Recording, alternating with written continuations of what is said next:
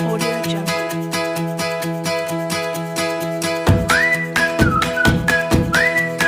Assalamualaikum warahmatullahi wabarakatuh. Hai, perkenalkan nama saya Winda Febriani. Saya berasal dari kelas 3D dan NPM saya 1986206110. Jadi, di sini saya ingin membahas filsafat tokoh pendidikan di dunia, yaitu yang bernama Ibnu Khaldun. Ibnu Khaldun lahir di Tunisia pada tanggal 27 Mei tahun 1332. Ia beragama Islam. Kenapa sih Ibnu Khaldun disebut sebagai tokoh pendidikan di dunia?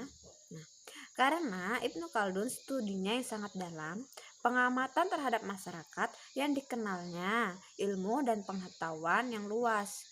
Dan ia hidup di tengah-tengah mereka dalam pengembaraannya yang sangat luas pula.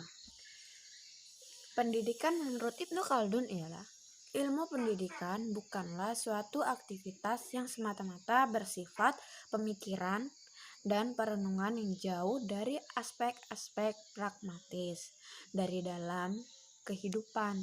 Akan tetapi, ilmu dan pendidikan tidak lain merupakan gejala sosial yang menjadi ciri khas jenis insani.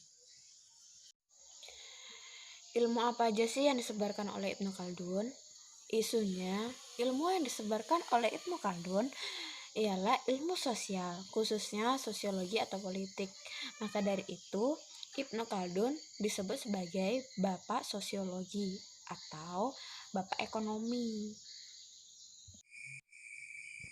Nah, Ibnu Khaldun wafat pada tanggal 19 Maret tahun 1406 pada usia 73 tahun. Ia seorang sejarawan muslim dari Tunisia. Ia sering disebut sebagai bapak pendiri ilmu sosiologi dan ekonomi. Karya beliau yang terkenal adalah Mukadimah yang berarti pendahuluan atau pengantar. Bapak sosiologi atau Ibnu Khaldun yang hafal Al-Quran sejak dini. Sebagai bapak ekonomi Islam, karena pemikiran-pemikirannya tentang ekonomi yang logis dan realistis jauh telah dikemukakannya sebelum Adam Smith dari tahun 1723 sampai 1790 dan David Ricardo tahun 1772 sampai 1823 mengemukakannya teori-teori ekonominya. Ketika memasuki usia remaja, Ibnu Khaldun tulisan dan pemikiran Ibnu Khaldun kehidupan Ibnu Khaldun didokumentasikan dengan baik saat dia menulis sebuah autobiografi yang tertulis At-Tarikh bin Ibn Khaldun Wariblatih Grahban wa Syarqon ya, di mana banyak dokumen mengenai kehidupan dikutip kata per kata. Ibnu Khaldun berasal dari keluarga Andalusia, kelas atas, keturunan Arab. Leluhur keluarga tersebut memiliki hubungan kerabat dengan Wali ibn Hujr, seorang teman Nabi Muhammad. Keluarga Ibnu Khaldun memiliki banyak kantor di Andalusia. Bermigrasi ke Tunisia setelah jatuhnya Selvia ke Reconquista pada tahun 1248. Nah, karya-karya lain Ibnu Khaldun yang bernilai sangat tinggi diantaranya At-Tarikh bin Ibn Khaldun, sebuah kitab autobiografi. Catatan dari kitab sejarahnya, Mukadimah pendahuluan atas kitab Al-Ibar, yang bercorak sosiologi, histori, dan filosofis. Lubab al-Muhassal fi Ushul ad-Din, sebuah kitab tentang permasalahan dan pendapat-pendapat teologi yang merupakan ringkasan dari kitab Muhassal Afkar al-Mutaqimin wal al-Mutakhirin, karya Imam Fakhruddin Ar-Razi.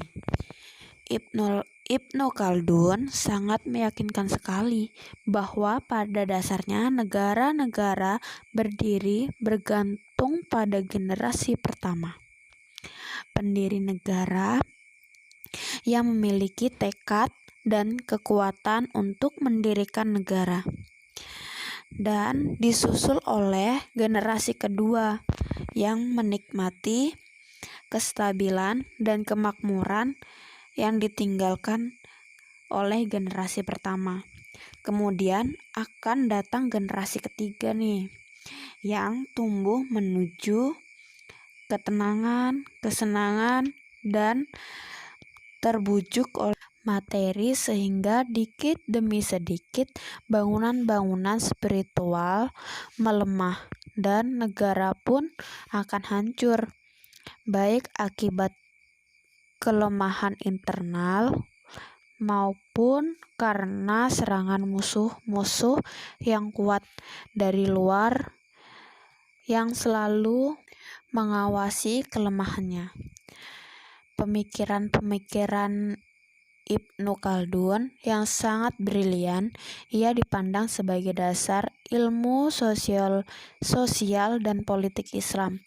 Dasar pendidikan Al-Quran yang diterapkan oleh ayahnya menjadi Ibnu Khaldun mengerti tentang Islam dan giat mencari ilmu selain ilmu-ilmu keislaman. Sebagai umat Muslim dan hafiz Al-Quran, sebagaimana dikatakan olehnya, ketahuilah bahwa pendidikan Al-Quran termasuk syiar beragama yang diterima oleh umat Islam di seluruh dunia. Maka dari itu, pendidikan Al-Quran dapat meresap ke dalam hati dan memperkuat iman. Pengajaran Al-Quran pun patut diutamakan sebelum mengembangkan ilmu-ilmu yang lain. Sejarawan Inggris Arnold G. Toynbee menyebut Mukadimah sebagai sebuah filosofi sejarah yang tidak diragukan lagi, merupakan karya terbesar dari jenisnya yang pernah diciptakan oleh pemikiran maupun kemampuan atau dimanapun. Filsuf Inggris Robert Peel menulis hal berikut tentang Ibnu Khaldun sebagai seorang ahli teori sejarah. Dia sama sekali tidak setara dalam usia atau negara manapun, sampai Vico muncul lebih dari 300 tahun kemudian. Plato, Aristoteles, dan Agustinus bukanlah teman sebayanya, dan semua yang lain tidak layak untuk disebutkan nama. Abderrahman Laksasi menulis, tidak ada sejarawan Arab Maghrib, terutama orang-orang Berber, dapat melakukan suatu tanpa kontribusi histori. Arthur Latte yang menamai kurva Lafter mencatat bahwa antara lain beberapa gagasan Ibnu Khaldun menginspirasinya. Itu tadi pembahasan tokoh pendidikan di dunia. Bila ada salah kata, saya minta maaf dan saya ucapkan terima kasih. Wassalamualaikum warahmatullahi wabarakatuh.